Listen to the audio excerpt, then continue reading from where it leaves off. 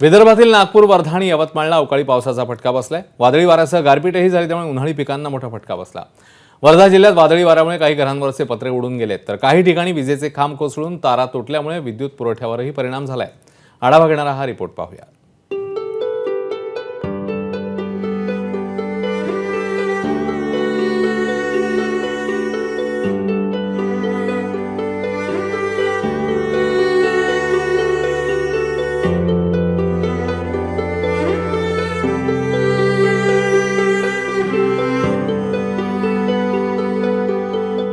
$7-8 लाखाचं तरी उत्पन्नाची मला आशा होती त्या प्लॉटमध्ये, पण त्याच्यातलं आता म्हणजे कवडीचं उत्पन्न हातात येणं याची मुळीच गॅरंटी राहिलेली नाही आहे।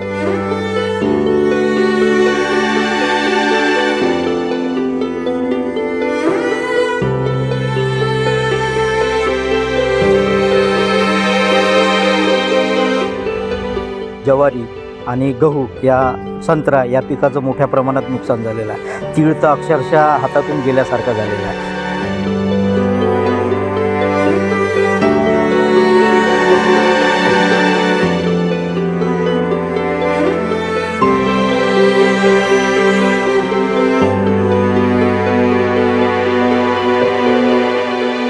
माझे 4 एकरामध्ये संत्रा होता आणि माझं अपेक्षित उत्पन्न हे 10 ते 12 लाख रुपये होतं।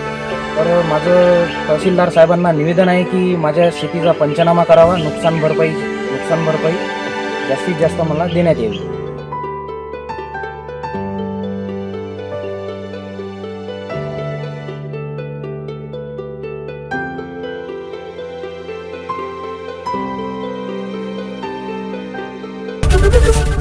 एबीपी माझा, उघडा डोळे बघा नीट।